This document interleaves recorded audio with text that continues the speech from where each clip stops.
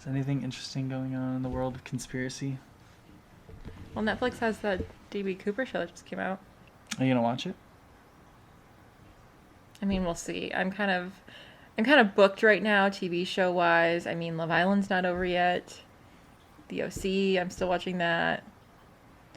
But How long is the D.B. maybe Cooper I'll squeeze show? some time into my very busy schedule. I mean, if you watch it and you uncover some stuff, maybe we could throw it in an episode. I should probably do that, honestly. Yeah, you probably should do that. I mean, it's almost, Love Island season is almost over. And you're And caught once up, so that it's one happens- episode a day. Once that happens, my schedule will be so much freer. So,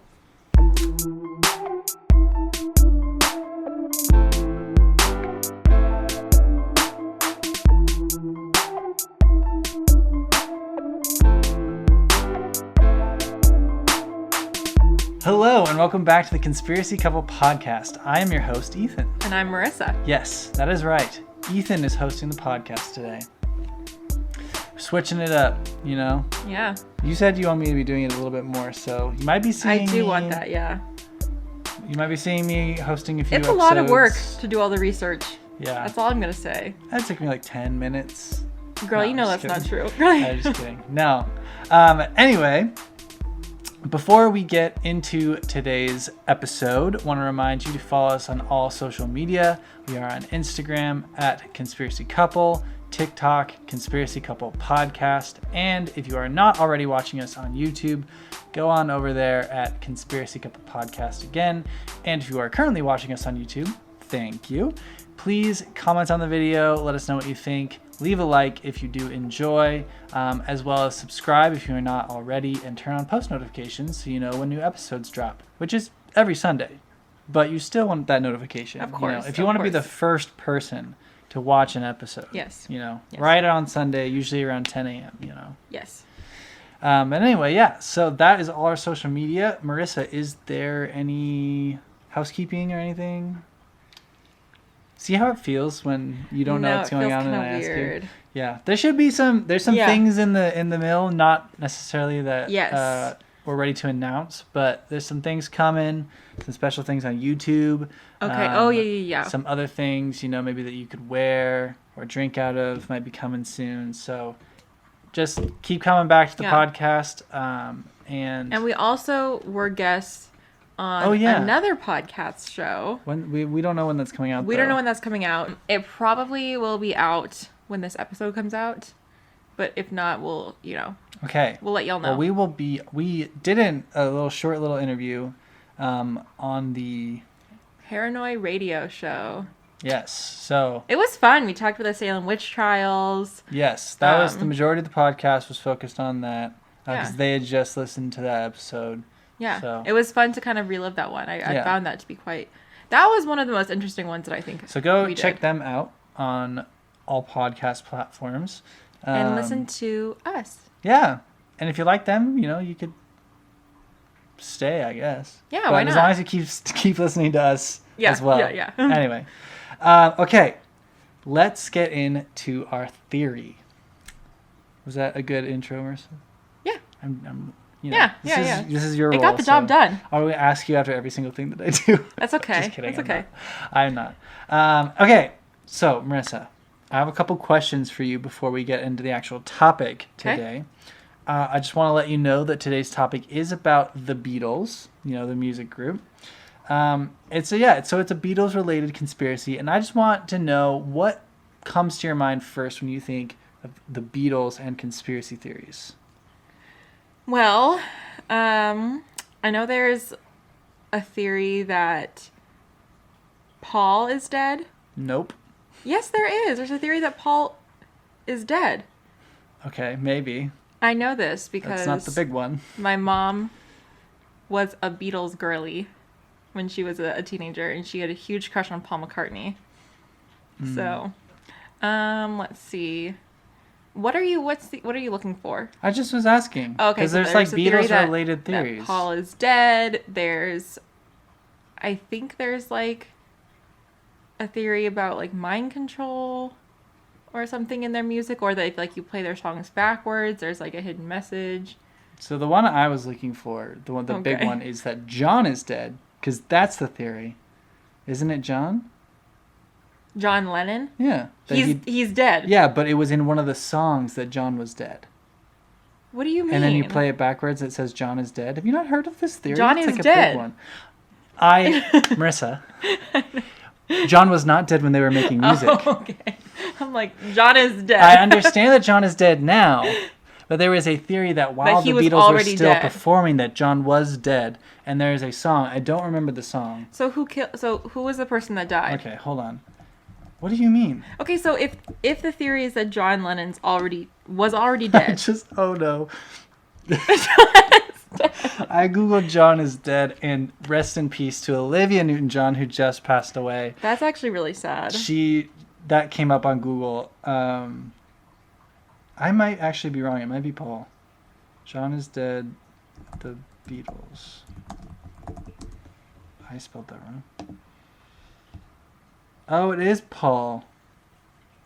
I'm cutting that all out.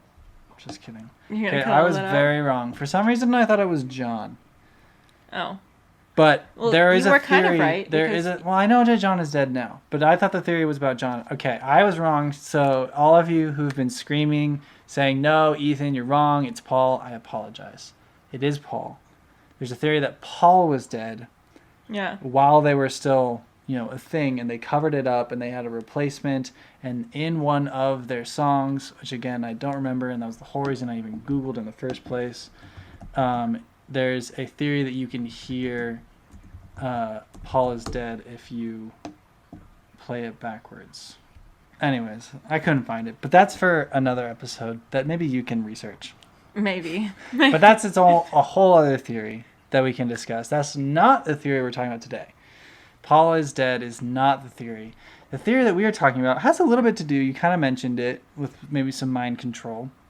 Today's theory is that the Beatles are spies sent by the Illuminati to introduce drugs to the American youth. Oh, the darn rock and roll music. Mm-hmm. Marissa, have you ever heard of this theory? Well, I mean, I think like the idea of like rock and roll musicians being in the Illuminati and like influencing those, good teens to do bad things, I don't think that's like right so much a new concept, but I haven't specifically heard that they're spies with that purpose. Mm-hmm. Because I'm just like, what would a spy benefit from getting... Yeah. I don't know. Anyways. It's less... Spies is a bit of a misnomer here, this theory, and we'll get into it more later, but it's more like they're kind of like covert operatives. Often on TikTok, you'll see like people talking about industry plants. Oh, yeah. Like musicians or industry plants. That's kind of a little bit more what it is, that they were plants to introduce drugs. Oh, the American gotcha. youth. But I'm kind of getting ahead of myself. Is Industry Plant a Lil Nas X song? Or is that Industry called Baby? Industry Baby. Oh, okay. It's very different. I for some reason thought that it was Industry Gonna Plant. keep us on track here. So I had never heard of this theory before. Okay. And I stumbled across it when I was trying to come up with different theories, because we talked about me leading an episode. And I found this video from the BBC in which comedian Nish Kumar lists his top 10 weirdest and wackiest conspiracy theories. And he listed one of these. Or listed this as one of those 10. And so I took a little bit of research to actually find anything about this theory. I didn't find tons and tons of pages about it. So I think it's generally like an lesser known theory. Correct me if I am wrong, conspiracy theorists. I am obviously a novice to this. So yes. I'm not among your ranks. But anyway, so I think that this will be a little bit more of a newer theory to most of you, or at least I hope so, and I hope this is very interesting to you. But if you have somehow already heard of this theory, please let me know how and what you think, or if I missed a whole lot covering it this episode. So this theory was originally founded by John Coleman, who is a former MI6 agent turned conspiracy theorist, and he also coined it as the Aquarian conspiracy. Not sure why it's called that. It has nothing to do with water. MI6 is like the CIA of the UK, of England. Oh, so... Like their international Isn't They there deal with like international stuff. It's James Bond. It's James Bond. James That's Bond what is I thought. MI6, yeah. So there's the two main ones that I know of. There's MI5, which is like internal things. Wait, no, they're not the CIA, because the CIA is intelligence. Ignore what I said about them. I don't know really. I mean, I know. I'm saying a lot of things that are wrong so far. I know I googled like this what the CIA does, but it's We've talked about it a lot. They're not like the CIA. I was completely wrong. Scratch that. okay. MI6 is like an international like law enforcement thing for England. And then there's MI5, which is like the in-house one. Oh, okay. So like James Bond, his things. He goes to other places. Yeah, he's a spy basically. So Yeah, I've only seen one movie, but I know the premise. yeah, James Bond does spy things. he does sleeps with a lot spy of people, things in different countries and sleeps with a lot of and different drives people. Aston Martins. That's like his thing. So anyway, the Aquarian conspiracy, or the Beatles are spies conspiracy theory. Before we get into this actual theory, I thought it'd be fun to do some background on the Beatles. Maybe for those of you who don't know, I'm sure a lot of you at least have heard of the Beatles, and if you're maybe one of our younger fans, you might not be as familiar with them. You probably are familiar with a lot of their music. I know. Yeah. I thought I didn't know very much Beatles music, and then I was looking through their discography, and I was like, oh, I actually know a lot of these songs. I just don't know their names. But if they're played for me, then I recognize them. Yeah. So if you don't know very much about the Beatles, we're going to learn about them. I'm not going to talk as much about the Illuminati because we've already covered them. If you want some more information on the Illuminati, we have a 2-part episode, or 2 episodes, both covering the Illuminati. So you should go listen to that if you want some more Illuminati info. So the Beatles, they were an English rock band that formed in 1960 in Liverpool, England. So they're not American. No. It's very key to this. Yes. Anyway, so John Lennon, Paul McCartney, George Harrison, and Ringo Starr are the main members, and they quickly became one of, if not the most popular group of all time. Mm-hmm. The Beatles are often referred to as the most influential band of all time. That makes and sense. they actually were a spin-off of John Lennon's childhood band known as the Quarrymen, which consisted of John Legend. John Legend. I promise I'm not going to do that the whole episode. Oh, I'm failing already. It consisted. It's okay. The pressure is a lot, Ethan. It consisted of John Lennon and a few school friends. Paul McCartney and George Harrison eventually joined the Quarrymen, and the band was initially a skiffle band, which is a genre of folk music. Skiffle. Skiffle, yeah. It kind of sounds like a Pokemon. Yeah, it does. Or a STD. But after McCartney and Harrison joined, they started to transition into rock and roll, causing all but Lennon, McCartney, and Harrison to leave the group. The three of them continued performing under the name of the Quarrymen into the late 50s, until 1960 when they decided to form a new band known as the Beatles. The band consisted of the core trio and Stuart Sutcliffe playing bass until he left in 1961 to pursue a career as a painter.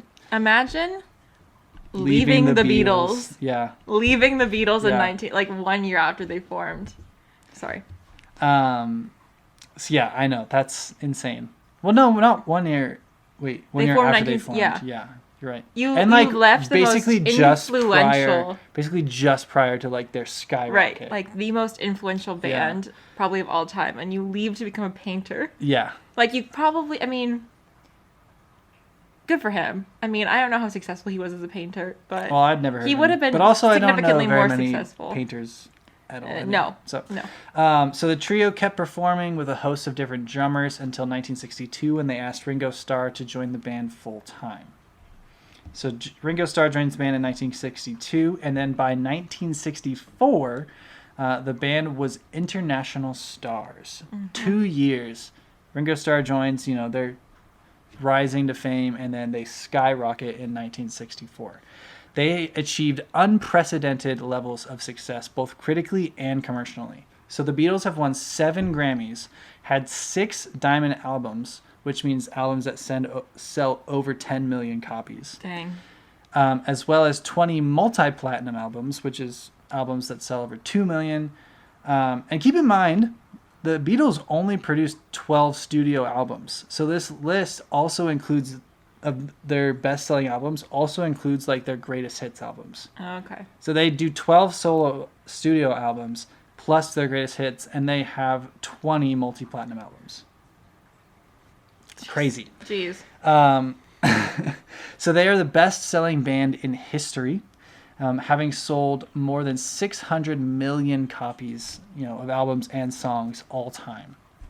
They have had more number one albums on the UK charts with 15, and sold more singles, 21.9 million, than any other act.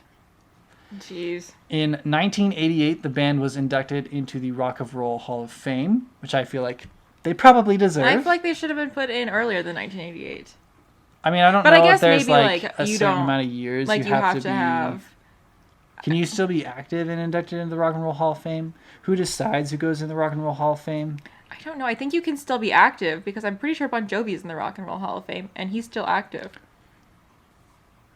Right, but also there's like artists like who retire or have like their final tour and then they go on another one and another like one Coldplay. and another one, or like Elton John, who's Coldplay still... said they were going to retire like 6 albums ago.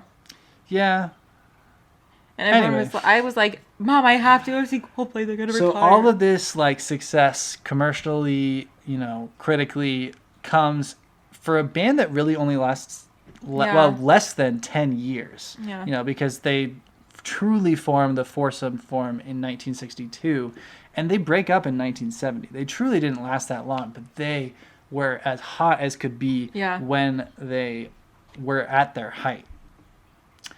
So that's some background about the band and just how big they were for those of you who didn't know. And honestly, I truly didn't know like how crazy. I knew that Beatles was like a phenomenon. I knew that they were like the thing, but I didn't know that they were this much of a thing. Like still to this day, no one has outsold them ever. Like they're the biggest band of all time, really. I know a lot about the Beatles and like their music and their career. Because like I come from a long line of fangirls. My grandma was an Elvis girly. My mom is a Beatles girly. And you are a what? And there's a lot. See, that's a thing these days. Like, there's not one person. I don't feel like these... We'll get into this later, actually. So I'm not going to say what I was going to say. Because I actually have it. I have a thought. Anyway, I need to think of what kind of a girly I am. Okay, well, you can tell us at the end of the... Leave a comment. What kind of a girly are you? Okay.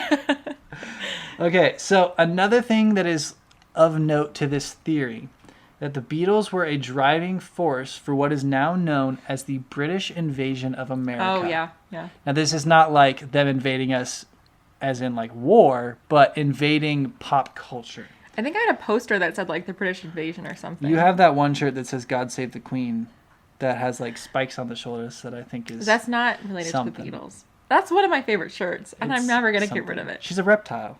Why would God save her? Anyway. Not the point. The point is that the British invasion was a cultural phenomenon in the mid-60s when rock and pop music acts from the UK, as well as other aspects of British culture, became extremely popular in the United States. So, as I mentioned, the Beatles were at the forefront of this invasion. Is it like The Who? Well, also involved were bands like the Rolling Stones, the Zombies, the Who, and many more.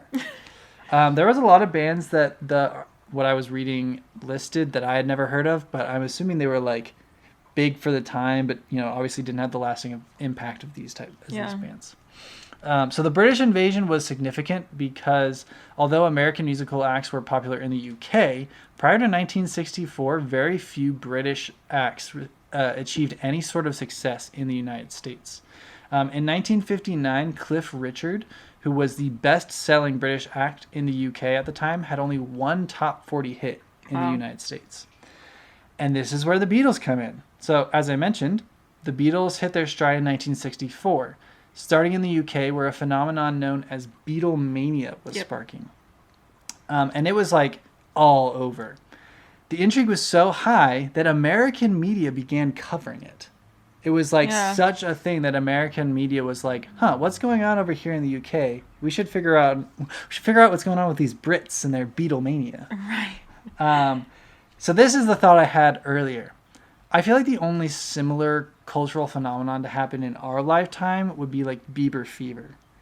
Because I feel like that was a massive thing at the time. Yeah. I don't think it was nearly as big as Beatlemania.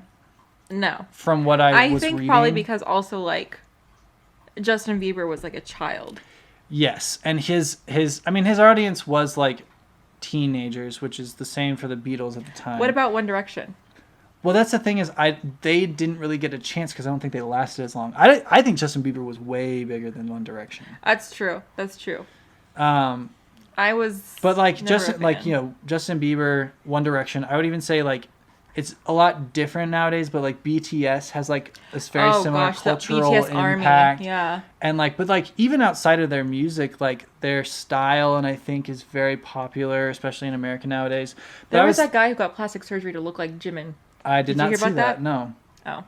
But I feel like this sort of like crazed phenomenon to the level of Beatlemania will never happen again. Yeah. Solely because there's just too many people making music now. Yeah. It's too accessible, which is not a bad thing. The market's too like saturated. Right, which is great. We like there's so many great artists out there. There's something for everyone. There's so many artists that they make music for people, I guess. I don't know. I don't understand how people enjoy them, but people enjoy them. But there's like, no matter what your taste is, there's an artist for you, and there will never, I feel like, there's not like so much of a unifying artist. Like I had my good friend, who was also my coworker. She said that like when her and my mom were on the same age, and like they were children, like when the Beatles were a thing. But she's like, I remember watching, and like women would like line up outside to where the Beatles were going, and they get so excited they'd pass out. Yeah. Or like, of course, like with Elvis, you'd have the women throwing their bras on the stage at him. But she's like, they had to like bring in the police because women would literally just be passing out because they were so excited that the Beatles looked at them. And then the other thing with like artists like Elvis and the Beatles is they kind of were involved in the shaping of music genres. Yeah. And like the changing of music as well. And I'm not a musical person at all, but to me it kind of feels like there's not a whole lot different you can do with music now. And I feel like we're not going to see that sort of like cultural shift in popular music. Pop music has kind of been the same since like the 2000s. We haven't seen a lot of change, which maybe makes us ripe for something different.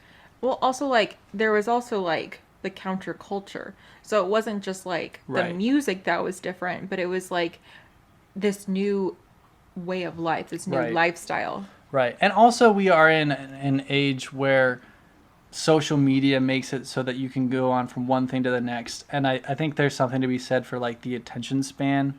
Like I don't think anyone could have the hold for the amount of years that the Beatles did that like in today's world that just doesn't seem not plausible. For as large of an audience. I think but that's the thing is the Beatles, it's not just that the Beatles were huge and that the Beatles were huge for a few years. Like the Beatles were the biggest band for 6 years really until they broke up. They were like the biggest band in the world for 6 consecutive years. Okay, so like I said, back to the info. Yeah. The reporting on Beatlemania in America was starting to happen, and this caused interest to rise in the Beatles in the U.S., obviously. The media starts covering it, and people are like, what's going on? What's this music? I want to know more. And which is kind of crazy to even think about, like, music and television were not as accessible as they are now. Yeah.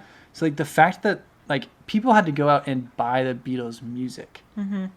Like, go to the stores and buy their CDs or their vinyls, whatever was a thing in the 60s. I don't know. Their vinyls. Not their CDs. Anyway, I'm going to stop.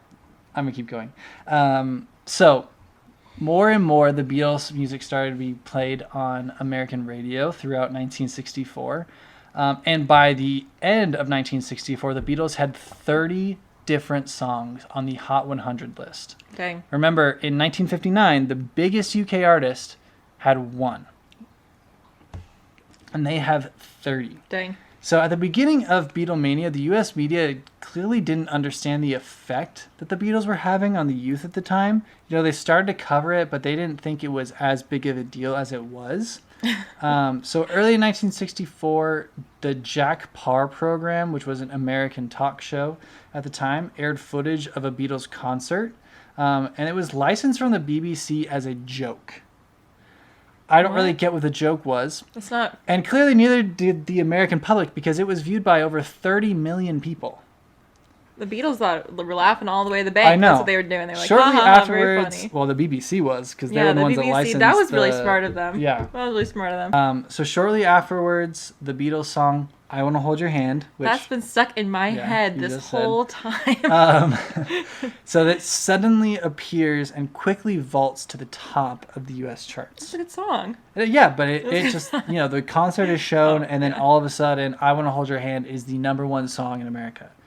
The Beatles sustained their massive success in the United States, which we mentioned started in 1964 and continued all the way until they broke up in 1970, claiming the top spot in the Hot 100 singles list for 7 consecutive years. So like I said, they were the #1 band for 7 years straight. Not just in the U.S., but in the entire world. But it was significant that they were the #1 band in the U.S. because no UK band had done that before. The Beatles were also involved in film production, producing several movies based on their hit songs, such as A Hard Day's Night, Help, Magical Mystery Tour, and famously, Yellow Submarine. Yellow Submarine. I feel like everybody knows Yellow Submarine. I don't think so. I feel like... Not today's generation. Okay, that's fair. That's fair. Okay, so now we've covered that. We've covered their rise. We covered Beatlemania. Let's move on to one more bit of background information that is pertinent to this theory. Is it drugs? It is drugs. Okay. I know they used a lot of drugs. Yeah, this is like the crux of the theory. Yeah. Is the Beatles' connection with drugs. So unlike other musical acts making it big at the time, the Beatles weren't and never pretended to be like squeaky clean. Yeah. Know? Like, let's be honest, we all know, like, musical acts the whole time, like, from the very beginning, I feel like, of music popularity, have not been, like, the cleanest people outside of the spotlight. But they like, had this... Or this, like, I guess, like, the pretend... Like, I guess they kind of pretended. They had a reputation. Yeah, they had a reputation. Where it was, like, things were taboo. Right. Even if you knew, like, this guy he uses cocaine and... sleeps around, you still think like, oh, he's a sweetheart, he sings, he croons, back in the days of the crooners. But so the Beatles kind of broke that persona. They never ever pretended to be squeaky clean. They were actually very open about their drug use and experimentation with many different types of illicit drugs. Of course, the Beatles weren't the only bands doing this at the time, but they were like by far 60s. The most open ones about it. Yeah. And probably opened the door for a lot more bands to be more open about their drug use. And many people think that the band's popularity combined with their propensity for drug use had a lasting impact, which changed the culture to be... Because that's like the around culture the time... of the 60s and 70s, I think you could say, yes, they absolutely had a pretty big impact on that. Because that's like the time of like free love and like... Right, the hippie movement. The hippie movement, yeah. It was not... just because of the Beatles, I think it was a changing of the times for sure. But the Beatles had a massive impact. Well, and yeah, it was coming off of like the Vietnam War and like all of that kind of stuff. So it's very common with these types of cultural phenomenon for like cultural changes to happen. Yeah. So when I talked about Bieber fever, like how many guys had that swoopy hair back then? Yeah. Like, and you just started to see it not just in like the regular fans, but in like other celebrities started having swoopy hair. Because every single Disney Channel so many guys at my school did it. Yes. Even though like our dress code, like the boys had to have their hair, like it couldn't cover their ears. Really? Yeah. So if like their hair grew past their ears, they'd have to cut their hair. But it's because all the girls in our class thought Justin Bieber was hot. Oh, so they were like, if I do my hair like Justin Bieber, the girls will think I'm hot. My whole life, I've been a hater. Yeah. That's kind of just like how I am. That's just kind of our DNA, I think. I know. I think we're both haters. So, in the beginning, during Justin Bieber fever, I don't know why I said his full name. During Justin Bieber fever. During Bieber fever, I was one of those guys that said I didn't like him. I didn't get it. I was against Justin Bieber. While also I really liked his music, and I had the Bieber haircut. Oh gosh, Ethan. Every guy had the Bieber haircut at the time. I'm gonna be honest. Go and watch a decom from around that time. Literally, every single guy has every that YouTuber haircut. from my era.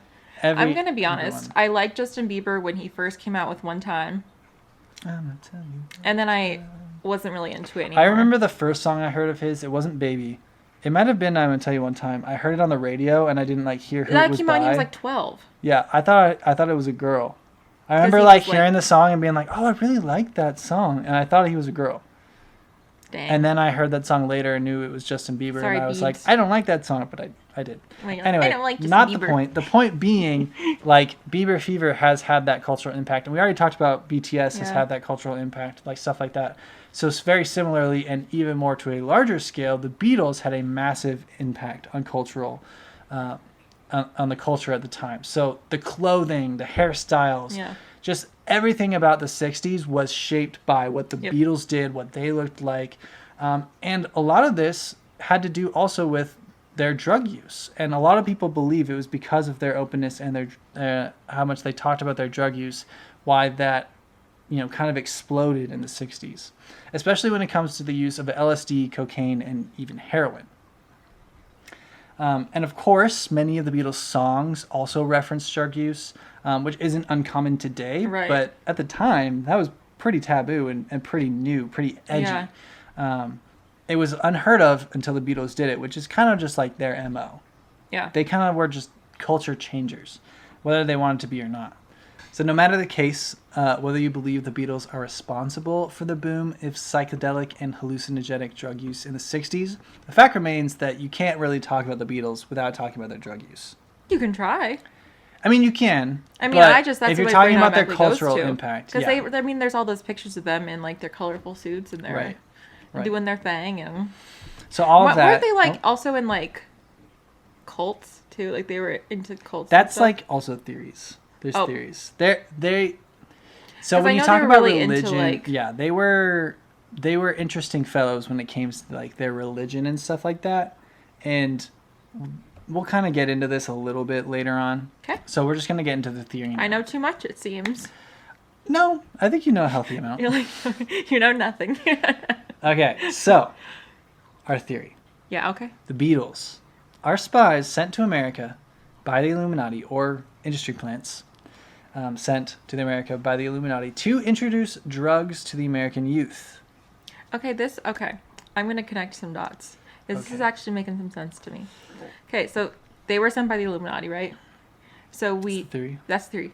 Well, so they could still be UK spies because we know that the Queen is in the Illuminati and the Queen was still the Queen when the Beatles were the Beatles. Okay. Or I think she was. When was Queen Elizabeth crowned? Dang. June 2nd, 1953? So she was around when the Beatles were a thing. That's a long time. Think she was a fan?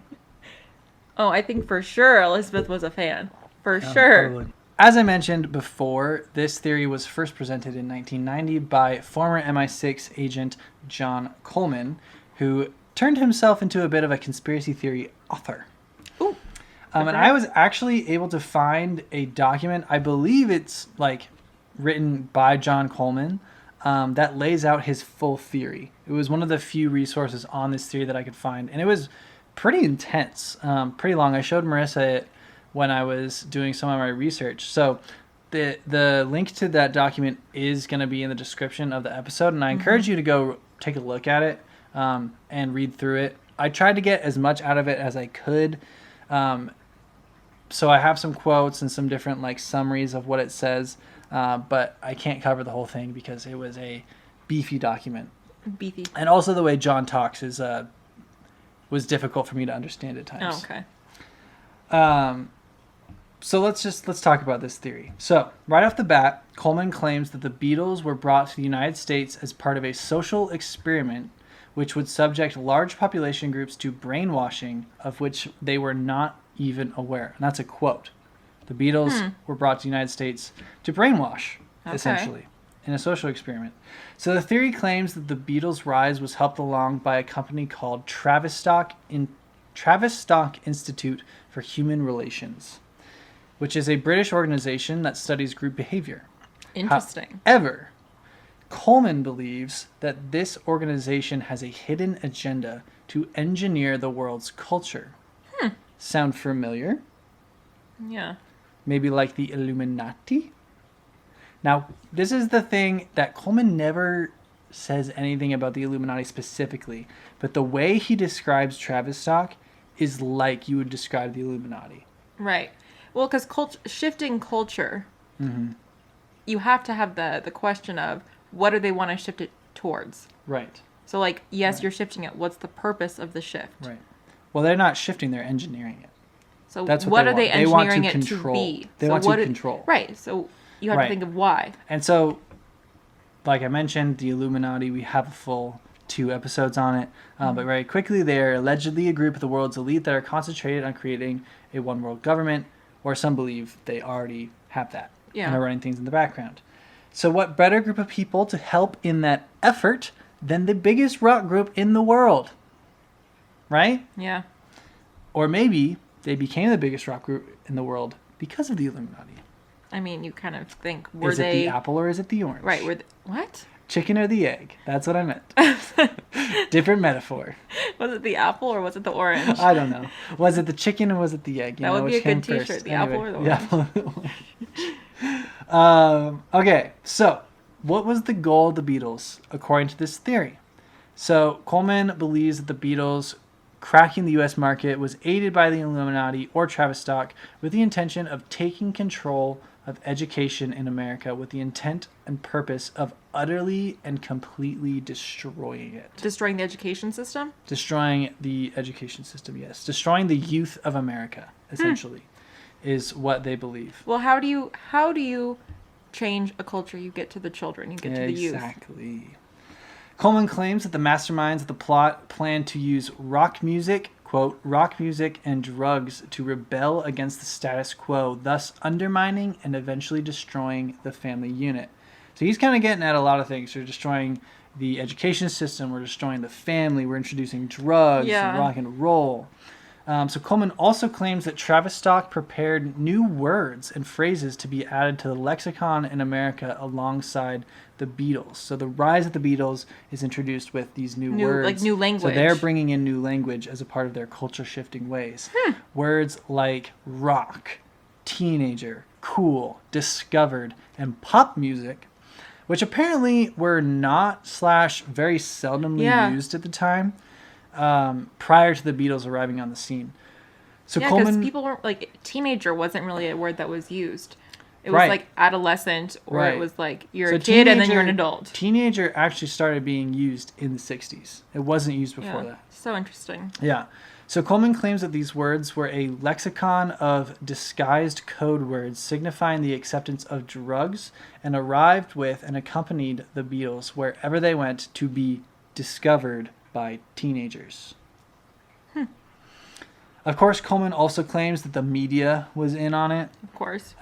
Because how else would word have gotten out about the Beatles? You need somebody to cover them. You need somebody to promote them and make them a household name. And of course, we've talked about how the Beatles made new styles, new fads and fashions in clothing and hairstyle and language, which Coleman claims was intended to upset the older generation. So they weren't just coming in and, being who they were. They were trying to upset the older generation, which was the intended desire we already talked about, trying to create a rift between the youth and between the older generation. So the Beatles' lifestyle was intended to be a separation from the old ways and intended to popularize things like drug use, being lazy, a homosexual lifestyle, according to Coleman. It became popular to drop out and wear dirty jeans and go about with long, unwashed hair, which is a quote from the document. So Coleman's saying... because if you look at, like, what was, like, fashionable for men. Right. In the 50s, men would wear a suit every day. Right. They had, like, their faces were clean shaven, like... And then in the 60s, you kind of see like the shift to longer hair and like that, hippie kind of look. So Coleman calls this new lifestyle a cult. He states that the American youth underwent a radical revolution without ever being aware of it, while the older generation stood by helplessly unable to identify the source of the crisis and thus reacting in a maladaptive manner. Interesting. He says that the older generation basically couldn't figure out why this shift was happening, which I feel like isn't true. I think it's very obvious that the older generation knew what was going on. Yeah. I mean, it's the same kind of thing with like Elvis. Right. When all of the girls were freaking out about Elvis, throwing their bras on the stage, acting a mess, the older generation knew what was happening. They knew that it was because these girls thought Elvis was hot and talented, and he was making them feel things they didn't know what to do about. But they were just like, well, instead of like actually addressing and like maybe discussing some of like the changes and maybe our views on the changes, we're just gonna try and get Elvis thrown in jail. Right. Or we're gonna send him into the army. Right. Yeah. So Coleman also claims that marijuana and later LSD were manufactured by a Swiss pharmaceutical a Swiss pharmaceutical company named Sandoz, and was carried to America by philosopher Aldous Huxley. He's an author. I know. I don't know why he said that, but he said that. Didn't he write A Brave New World? Yeah. So we'll get into this a little bit later when we talk about the proof that Coleman provides, which is none. He just kind of says a lot of things happen. So like this was another one of those things. I added this because I was like, this is just very strange. It's like marijuana and LSD were created by this Swiss pharmaceutical company and brought to America by Aldous Huxley. Why?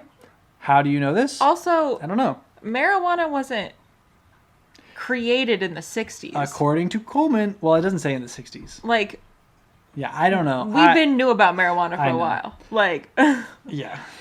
But anyway, Coleman states that the new wonder drug was handed out for free on college campuses and at rock concerts, which is a thing that I found kind of interesting. It made me think about when I was a kid and you go trick-or-treating. They say don't accept candy from strangers or like don't accept things from strangers. Yeah. And one of the things obviously was for like razor blades and stuff like that. But another thing that I heard was like, what if somebody gives you drugs? And my thinking has always been, why would a drug dealer give me drugs for free? They don't make any money off that. Here's the thing. Is it to make me an addict? Because you get the taste of it. Because most people, I mean, not most people, but think of like... That's fair. The kids from the 60s.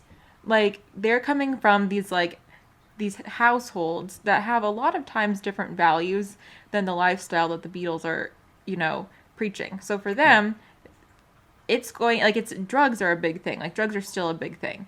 And so, like, they're not going to go up to a drug dealer and be like, hey, can I buy some? Right. But if they're given it for free, then they think, oh, my friends are doing it, the Beatles are doing it. Like, right. It's true. They get the taste, and then they want more. This is the insight you bring. Thank you. Okay. Thus, all of what we've said, Coleman claims that the introduction of drugs to American youth falls solely on the Beatles and on Travis Stock. With the intent of undermining the older generation, creating a youth that is unmotivated and uneducated, and thus the toppling of American society, potentially to be taken over by the Illuminati. What evidence does Coleman give? None at all. None at all. Okay. He just kind of says, this is what happened, and it's obvious. Why does Travis Stock involved in this? He doesn't say. I researched Travis Stock. I didn't see anything nefarious, but why would I? Right. They're not going to put it on their mission statement. To change the culture of American children and destroy the family unit. So, with all that information and amount of evidence, what do you think, Marissa? Do you think the Beatles are spies? No. I will say, though, I do think that it's very obvious that there was a shift in culture. Oh, yeah. After the Beatles. It's not really in question. I don't think that's like a conspiracy. I do think that, like, depending on your point of view, you could look at the shift in culture and say, well, maybe it may have shifted a different way. Obviously, like, we know that drug use is not good for people. Right. But I don't think that it's, like, necessarily like, oh, it's a conspiracy. The Beatles were just offering up a different kind of way of living. Right. And coupled with, like, their star power, their talent. Right. I mean, they changed a lot of things. I do think, though, that when Coleman says that, like, the idea is that they want to get to the youth and undermine the institute of the family, I think those things, I mean, I'm a conspiracy theorist, but I think those are two things that, like, when you're thinking of, like, oh, this is a conspiracy, this is people who are trying to, like, really change the culture, like, getting to the youth, because of course the youth is going to be the people who shape our communities, but also, like, undermining the family, like, the family unit, depending on how you view families. Like, some people view it like the core relationship, the core, like, thing that the community is built on. So I think that, like, yes, it did have those effects, but I also don't think that it was a conspiracy. I think it was just... Right. This happened, the culture changed, and because culture changes, culture's, as you say, cyclical. It always changes. And I think that parents didn't know how to respond. Right. And it was the same, I mean, it was the same thing that happened with Elvis. He changed the culture, parents didn't know how to respond. Yeah. The Beatles changed the culture, parents didn't know how to respond. Right. And I don't think, I think that just, that is what happens. It's true.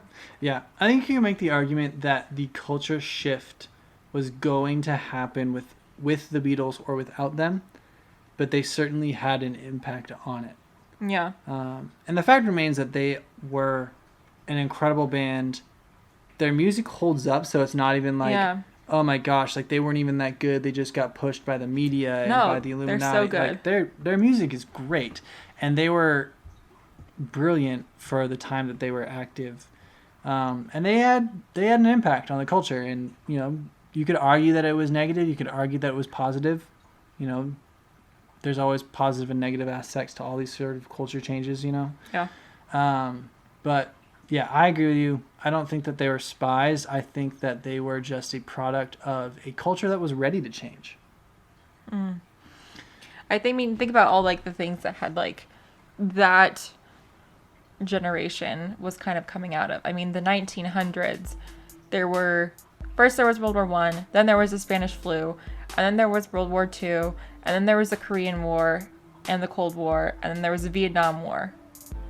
I mean, there was a lot of really heavy things that happened in not a long period of time. That's right. And so, I mean, for people to want to cut loose a little bit. Footloose. Anyways, I'm not surprised. And I'm still trying to think of what kind of a girly I am. Anyway, let us know what kind of a girl you are again, if you haven't already. But we want to know what you think about this theory. Mm-hmm. Do you think that the Beatles were spies or industry plants? Is Queen Elizabeth a drug dealer? Probably. Because if the Illuminati were trying to sell drugs, then they were technically drug dealers, right? Or is this just like an absurd theory by this guy that had a lot of time on his hands? Leave a comment letting us know, and let us know if you have any suggestions for future topics, any that you want me to cover. Let me know. Let us know if you want me to keep going. If you don't, then just don't say anything. I won't do it. No, actually, you should, because it's nice to get a break. Anyway, I will keep hosting every once in a while, but Marissa will be back hosting us next week. So we'll see you then. Bye. Bye.